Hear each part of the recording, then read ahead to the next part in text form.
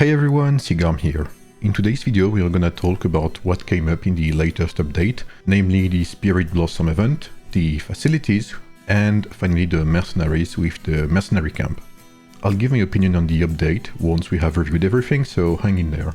So first let's start with the Spirit Blossom event, which you can access at the top right here. It's pretty much like every event we've had of the same kind. You have to do a few tasks every day, eliminate tribes, gather resources as you can see here, use empire coins, and complete specific events to gain some resources. These resources are these ones, the flower baskets. And these flower baskets will give you a chance to loot flowers and leaves, and you get some resources as well. So what they call specific events, which you have to complete, is kind of the same as always. You have 5 days and you have different quests every day. Resource gathering, hero adventure, which is doing watchtower exploration quests, logins, etc. There will be using speed-ups, there will be fishing, etc. on the other days, the usual. By doing this quest, by completing this quest, you get some blossom points, which once you have enough will unlock you some rewards on the right here, like always.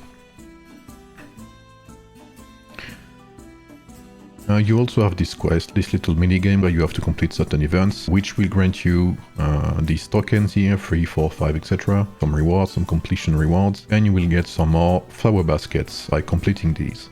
With these leaves and these flowers, you can unlock some resources in some kind of market. You have the usual as well, some universal medals, 3 in total I believe. You can have 3 legendary magma crystals, you can have a bit of XP, etc. I hope you should have enough of these leaves and flowers to unlock everything, even without spending too many empire coins. What's actually nice is that this update came on a Monday, so your VIP shop reset, which means you can buy your hammers, etc. and that will count towards your blossom market. You also have these, which I believe is 1 leaf every day. If you remember, I mentioned that in these flower baskets here you get some water. This water you can use here and you will get some rewards daily. I believe it is daily. And you also get some training speed-ups and some building speed-ups every time you get, I think, 5 water or something like that, I'm not sure. So that's about it on the event side. Like I said, it's pretty usual. That's usually what we have. So not much to say about it. If we go to the market side, on the other end, we have some new things. We'll talk about this a bit later. You'll see here that there is a new currency, which are technic points. I'll talk about that later. So we have, as per usual, the event-specific package, which this time is a package with a few empire coins, training speed-ups, research speed-ups, universal medals, skill points, XP, etc. So the usual. We also have this event, which appeared for the first time during the Valentine's event, if I'm not wrong. It's not actually that bad of a system, even if maybe it could be better, but it's kind of a wheel, so you spin here, as you can see, and I got basically nothing. But if you're lucky, you can actually unlock these unique rewards, like very early. That's actually what happened to me during the Valentine's event. I think I got the skin very early when I was spinning.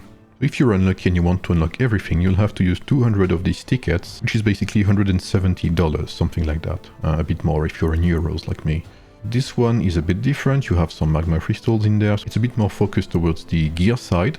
It's actually not that big of rewards. This one is more interesting, the gems. 40 magma crystals is not big. That's like 1 victory in treasure hunt. So if you have to choose, I would rather spin on the left one. And finally, we have the top-up bonus for this event, which I'm a bit disappointed by. I'll say why. First of all, it only lasts 5 days if I count today. It's a bit disappointing because, like you can see here, this lasts 2 weeks. This lasts an entire week as well. This lasts for an entire week. While this stays for only 5 days, so it will expire at the end of Friday, if I'm not wrong. This bundle is actually not too bad until 25k empire coins spent, which is the equivalent of $50. Up until $50, you will get 14 chests with 5 medals each, which is 70 medals of the hero of your choosing, which is actually pretty decent. You've got some general speed-ups, you have some research speed-ups, you have some kill XP, some XP, so it's way more focused towards your, your basic needs, which you have for your heroes. You will also get some universal medals up until $50. Afterwards, it's more leaning towards the gear aspect and the gem aspect, which is a bit disappointing because first of all, the chests are random rewards until you spend $700.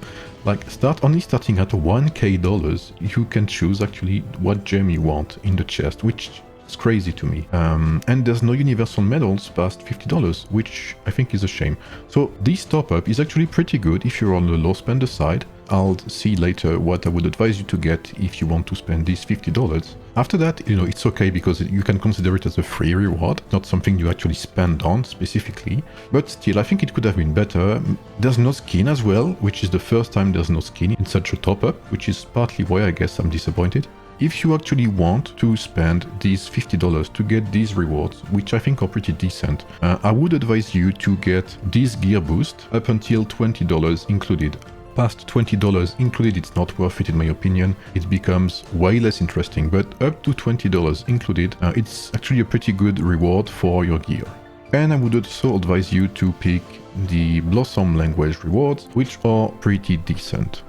Now that we've talked about the Blossom event, we are going to talk about the next point of this update, which is the castle and the facilities, as they call them.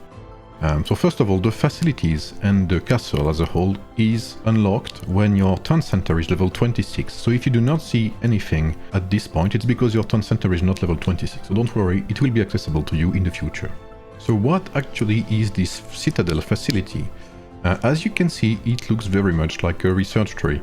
This research tree includes a new currency, which are technic points. Before going any further down the line, let's talk about how to actually unlock these technic points. So you have a few ways to earn technic points. Let's talk about the non-buyable ones. So first of all, they introduced a new kind of event, which I hope comes back every 4 days. Basically, this small event is called Battlefield Legend and consists of a few quests, 4 in total. Basically, you have to do 30 Alliance donations, which will give you 50 technic points. You have to challenge other governors in Arena 8 times, which will give you again 50 technic points. Complete 30 explorations for 50 technic points. And finally, log in for 2 days to gain another 50 technic points. So this is the first way to gain these technic points, up to 200 every 4 days as it is. There is another way, which I didn't see on stream, and which I will talk about now. This other way is in exploration, and for that, you need to be level 20 exploration, okay? This will not work if you are not level 20 exploration. So if you are not level 20 in exploration, I would advise you to rank up your exploration as soon as you can, get up to level 20, otherwise you will be soft locked when it comes to that technic points update and technic points generation. Basically, you will get 6 technic points for every purple quest, and you will get 12 technic points for every legendary quest. So this can actually give you a fair amount of technic points every day, up to I guess a bit more than 100, because this resets every 8 hours if I'm not wrong. But you have to be active. You need to log in every day. You need to do your exploration on reset every 8 hours to get the maximum amount of technic points. To me, it's very important to clear the exploration whenever you can, because these technic points will be a very important source of buffs and bonuses on the long run, and I will mention that as well when we see what's inside the facilities. As you can imagine, these are the free-to-play ways to get technic points, which is actually better than I thought it was at first. Okay, I have to admit that. Then you also have the store, where you can buy technic points straight up. For now, there's only 2 ways. There's this Blossom exclusive bundle, which I don't know up until where it goes, but basically you get technic points every time you buy a bundle. And of course, you will have the usual way through the value packs in here, in the recommended offers. You get some technic points, and I think this goes up to $100. But yeah, for now, these are the only 2 spending ways to get these technic points. Now let's see how you can actually use these technic points and what they're made for. We will dissect everything here. So the first thing you have to buy will introduce you to the mercenary feature, which we will see later. This goes up to 8, but you only need 1 point in it to unlock the next part of the tree. Once I have unlocked the Mercenary Camp, I can spend my technic points on multiple upgrades, which cost nothing else than technic points. They don't require time, they don't require speed ups, they don't require any other resources, only these technic points. Which is why I highly recommend you to upgrade your exploration level up to 20 as soon as you can, because the sooner you get this exploration level 20, the sooner you will be able to stack your technic points, and the further you will be able to upgrade your account in this brand new research tree as soon as possible. So the first part on the right side, which are these blue upgrades here, which are linked to the development, are upgrades linked to production. So we have production of lumber camps. Close to that, we have the production of meals, which goes up by 10% every level, which means that at the max level we can get up to 100% production of meals, which will massively upgrade your food production, your wood production, after that your stone production, and finally your gold production. Every time you want to go up to another level, you need to upgrade the previous one up to half of its maximum upgrade range. So similarly to wood and food, you can upgrade your stone production and your gold production by 100% each at max level. Emergency care will increase your healing speed by 4% for every level, which is 40% maximum. The infirmary expansion will upgrade your hospital capacity by 2k for every level, which is 20k maximum. And finally, the chamber of harvest will upgrade your gathering speed in the world by 4% each, which is 40% gathering speed for all resources maximum, which is actually pretty decent. If we look at the left side now, which is where we have the military part of this new research tree, this training ground upgrade will allow you to increase your training speed by 2% for every level, so 20% in total. The training hall upgrade is actually pretty good and allows you to increase the training capacity of all of your units by 100 per level, which is 1000 in total, which is pretty decent, especially considering it's on the lower hand of the research tree, so it's pretty affordable. At level 3 we have an increase of the unit elimination rate by 1%, so up to 10%, which I don't think is very interesting. It's pretty useful, I guess, during Mighty Empire events, etc. But honestly, that's more of a spender thing. I don't see it being too useful for lower spenders and free-to-plays. This, however, is pretty interesting, and I don't think we've had that bonus up until now, which is loss rate reductions, so the opposite of the elimination rate bonus. And after that, this is where I believe this is getting a bit out of hand. We have here the armory at level 4, which allows you to upgrade your unit attack by 2% for every level, so it's a maximum of 20% unit attack. Armor depot as well is 2% unit defense for every level, so up to 20%. And finally we have the shelter, plus 1% unit health for every level, which is plus 10% maximum health at max level. So once you get to shelter and chamber of harvest, we have something else, which is citadel renovation. And oh boy, this is where it gets a bit overwhelming. Basically, as you know, your buildings can be leveled up to level 30. This changes with the citadel renovation. The citadel renovation allows you to increase your maximum building level limit by 1 every level you put in citadel renovation. Basically, you will be able to upgrade your town center from level 30 to 31, etc. up to 35. And we'll see later what these buffs are when you upgrade your town center, because they are very specific buffs. So here you have Architect's Workshop, which increases your building speed by 2% for every level, which is 20% building speed maximum. I don't see it being that useful, because if you get to this stage, you are most likely already level 30 in every building. Then you have the Research Workshop, which is actually a bit more interesting. 2% research speed for every level, so up to 10 level, that's 20% research speed maximum. And then you have the Forge Workshop, which increases your blacksmith's forging speed by 2% for every level, so up to a maximum of 20%, like the research and building speed before. I think that's a bit late, honestly. I think the Forge Workshop would have... I think it would have been better to have this Forge Workshop upgrade a bit earlier. I don't see why it's so late, honestly, but you know, I guess it is what it is. And then we have something that I do not like at all. Basically, all of power, wisdom and defense will allow you to increase all of your hero's might, strategy and armor respectively by up to 5 per level, times 10, which is 50. And I think this is enormous. I think this is way too much of a buff, even if it's this late in the tree. I think this is way too strong. Plus 50 in every stat for every hero is insane in my opinion. I really think it's too much. And then you have Hall of Mastery. Heroes all attributes increase by 3 per level, which is plus 30 to all attributes. So in total, if you get all of these to maximum level, you will get plus 80 heroes might, strategy and armor to all of your heroes. And plus 30 to your siege, I guess. I think this would have been fine if this came later in the game. I think this is too soon to have this type of buff. I don't think it's necessary right now to have buffs of 50 might, 50 strategy, 30 all attributes, etc, etc. I think this is way too soon.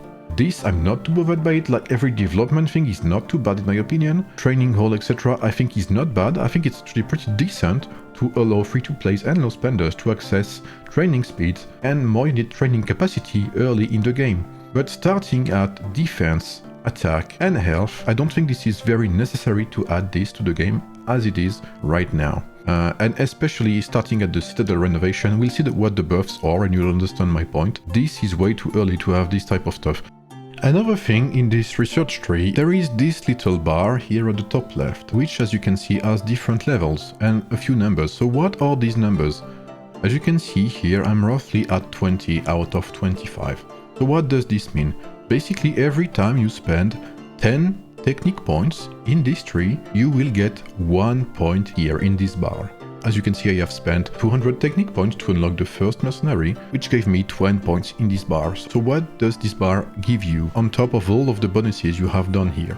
So basically you will get 1% unit attack, 1% unit defense, 0.5 health, 2% healing speed, plus 1k to your hospital capacity, etc, etc. So this goes up to level 40. This is a maximum of plus 8% defense, plus 8% attack, plus 8k hospital capacity, plus 16% healing speed, and I think plus 4% to your health. So this is an additional bonus to everything that you already have here. And the last thing I forgot, which is very mysterious for me now, I don't know yet what it is, but there will be something new at the end of your university tree once you unlock everything in here. I cannot judge what it is, but it's very early, it's very soon to have this type of thing. Most players have not even seen the end of the military tree. This will overwhelm low spenders and free-to-plays even more, and I don't even think this will be reachable by most whales. This is pointing more towards the Kraken side of the game, the very high spenders. When I reach this point, maybe I'll make a video about this to see what this new technology is, but realistically I'm not gonna touch that anytime soon, because I need a crazy amount of technique points to get there, so it's not gonna be anytime soon. Okay, now we've seen pretty much everything of this castle facility, so let's talk about the renovation. What are these renovations? If I click on my meal, you can see renovation 0 out of 5. So what does that mean? That means I can upgrade my meal up to 5 times beyond level 30. Every level beyond 30 will give me an additional plus 20% production to meals, which is, again, in addition to all the current bonuses you can already have in the castle facility research tree. So you have the similar thing for the lumber camp. The lumber camp renovation goes up to plus 100% production. The gold mines go up to plus 100% production of gold mines. And finally the stone quarry goes up as well to plus 100% of stone production. You can also upgrade your walls up to level 35, which will give you plus 5% player defense bonus every level, which is plus 25% in total. Guard towers can also be upgraded each to level 35, and each level will give to the defender plus 5% to its attack against the offenders, which means that you can get plus 25% attack when defending your city for every guard tower, which is plus 50% attack when defending your city, which is massive in addition to the plus 25 defense bonus you can have with your walls. The blacksmith also has a bonus, which is plus 8% forging speed for every level, so a maximum of plus 40% at maximum level, which is 35. Your warhol also has a renovation bonus, which for some reason will increase all of your units' damage type by plus 2% per level, which is plus 10% maximum. That's again in addition to all of the previous bonuses you had in the research tree. If we look at the university, you can also upgrade it up to level 35 to get a maximum bonus of plus 15% research speed. The market and the warehouse don't have any bonus. The house on the other end does have a bonus, which will increase your villager's boost to buildings production by 200 per level, which is plus 1k maximum at level 35. Which is not bad actually, but you know, is it really necessary once you're up to that point? I'm not really sure. The hospital does have an upgrade, which is plus 2% damage reduction for all of your units, which is a maximum of plus 10% damage reduction for all of your troops, all of your heroes. And this is to be added to your barracks bonus. Every training camp will increase your defense bonus for every unit type by plus 5% per level, which is plus 25 defense for your swordsmen, archers, cavalry and pikemen at level 35. So this plus 25% defense bonus is to be added to the hospital bonus, which gives plus 10% damage reduction, which is massive. And finally we have the town center, which I kept for last. The Renovation bonus will increase your unit attack by plus 5% for every level, so up to plus 25% attack at level 35. So this is to be added to the Warhol bonus, which already increases your damage, and this is to be added to the Castle bonus in the facilities, which also gives a good amount of unit attack bonus. So now we've had a look at the Spirit Blossom event, we've had a look at the new castle facility, research tree. Let's talk about the mercenaries, which you can unlock as you saw in the castle facility. So let's have a look at that. When you are castle level 26, you can build this mercenary camp if you have unlocked at least one mercenary. So let's first look at every mercenary, then I will explain to you how they work and how they can be upgraded, because yes, there is yet another research tree. So you have a total of 2 mercenaries, which honestly are kind of unique units, which you can unlock for every unit type. First of all, you have the Persian Immortal for your swordsman. First, I'd like to say that I really like the look and design of these units. They also come with a change in look in-game. You can see here you have the Immortal Persians. Each of these unique units come with buffs which will impact your troop. So the Persian Immortals will increase all of your troops' hero skill damage by 2%, and after your troop deals skill damage, you will reduce the damage taken by your troops by 3.5% for 3 seconds. And the second swordsman unit is the Japanese Samurai, which I think looks kind of dope as well. The first buff of this unit is to increase the activation chance of all troops' heroes' secondary strike and active skills by 1%, and it will passively reduce all damage taken by the troop by 2%. If I were to choose, I think this is pretty decent for any warrior swordsman, Miyamoto, King Arthur, Yodit, etc. I think this is pretty decent, especially considering some heroes mostly rely on that, like Miyamoto for instance. So then we have the cavalry, and this is where the choice is easier to make. Well, first of all, I think they look kind of goofy. You can see the asset is pretty big, it looks like a very high building. So I think they look kind of goofy, but that's cool to have this kind of asset in the game. Why not? So why are these units so good, these Indian battle elephants? The first passive is that all heroes in the troop will have a chance to launch 2 normal attacks each turn. So that's basically like a mini double attack stance, which is pretty good, obviously for multiple reasons. Most of the cavalry units we have right now depend on these normal attacks, because most of them are secondary strike units. For instance, Lubu, Guan Yu, Attila, Hannibal, Sid, Tariq, Cleopatra, Ashoka, you name it, mostly every cavalry unit in the game depends on secondary strike skills.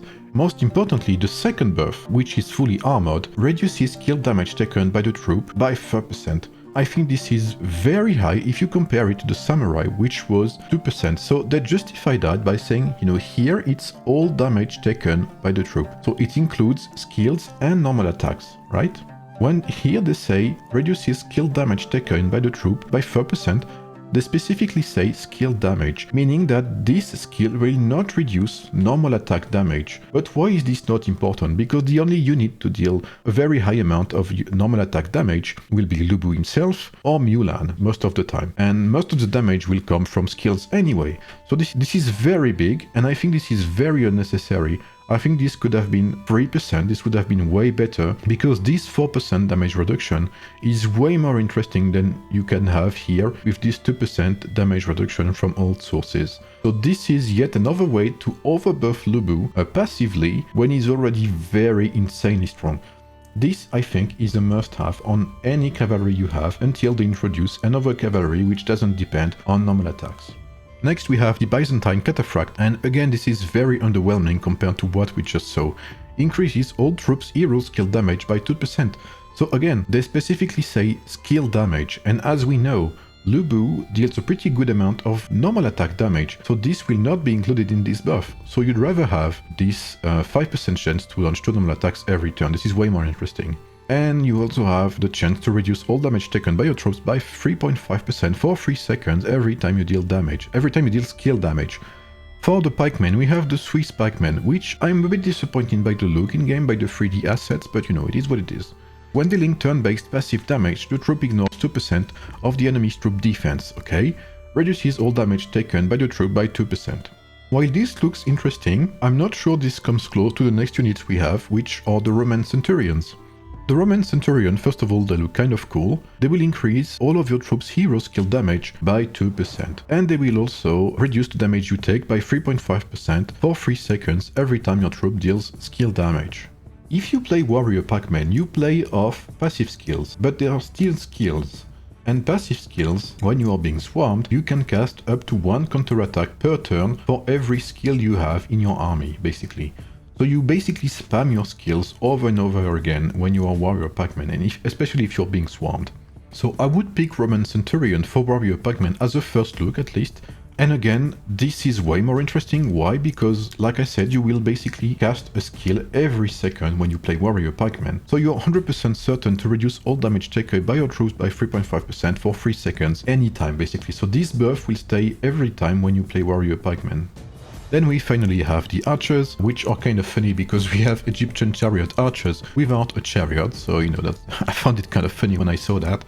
We have an increase of hero troop skills by 2%, and we have damage reduction by your troop by 3.5% for 3 seconds every time you activate skill damage. So pretty common with what we've seen so far, you know, it's very similar to the Roman Centurion. And we have the Korean Archer, which is again, in my opinion, much more interesting in regards to its unique passive here, which will increase the activation chance of all of your troops' secondary strike and active skills by 1%.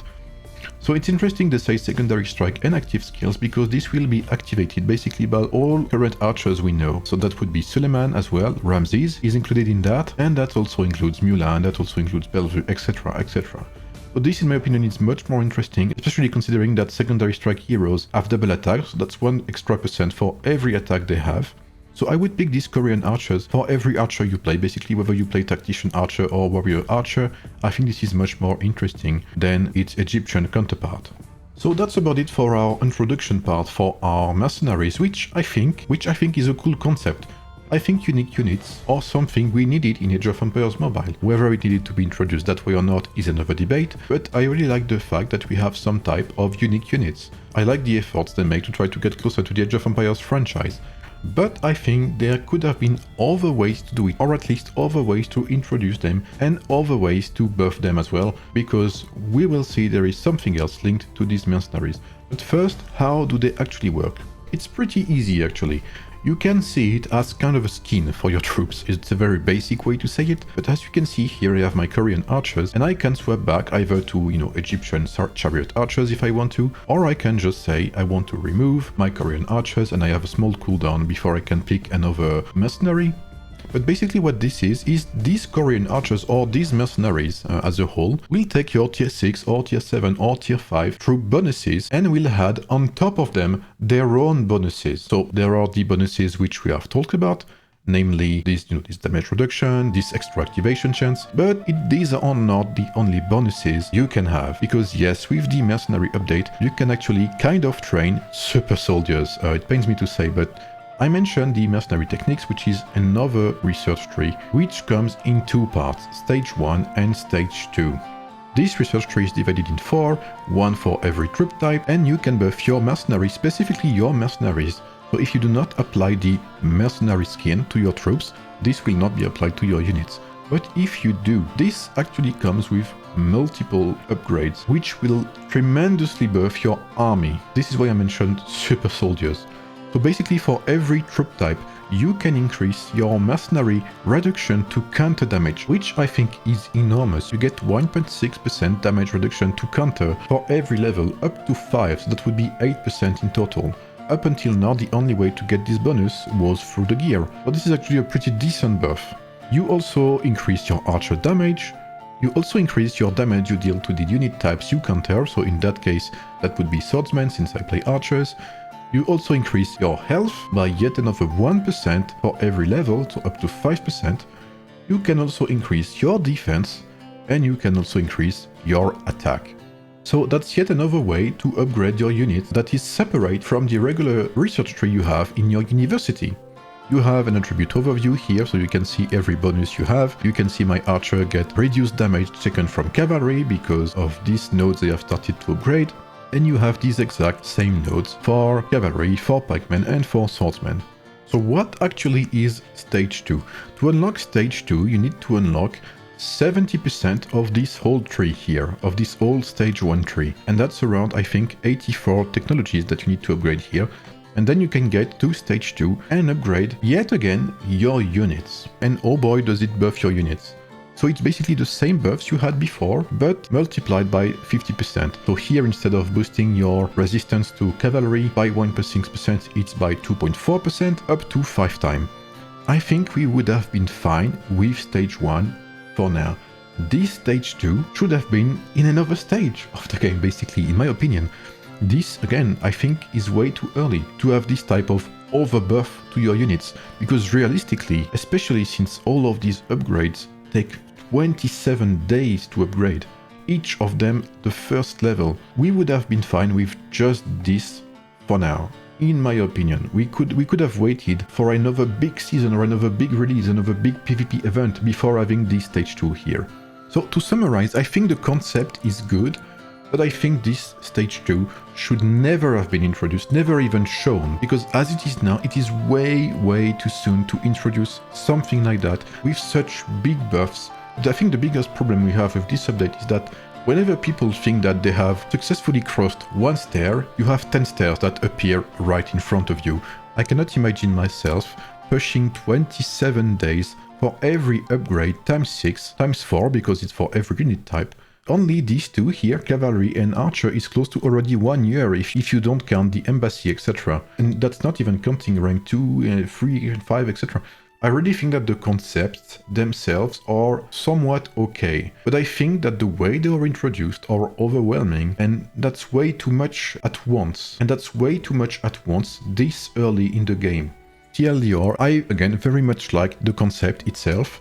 I like the idea of unique units. I think that's something we all wanted, but maybe not introduced that way. I like the concept of having, extra upgrades for units, which are not that problematic because you can upgrade them at the same time as you upgrade your university technologies, so it's somewhat okay, but at the same time, it's too much at once. The stage 2, again, is not necessary in this mercenary camp, and the same goes for the castle facilities.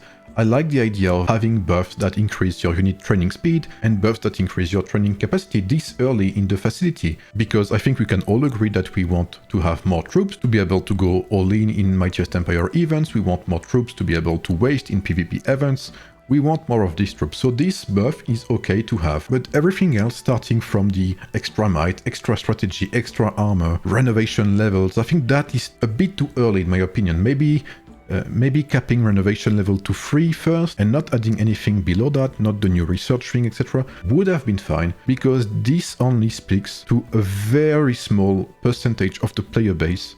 I still think they can fix this update to make it more reachable for most players, or at the very least not make it feel unreachable, by removing some of the stages that I think should not be here at this stage of the game. So that's about it for me. Feel free to ask any questions in the comments below as always. I will try to answer to them when I have some time. Feel free to like, comment and subscribe. And I will see you this weekend for the first season 3 video guide and for more streams. So I wish you guys a good day. See you later and bye.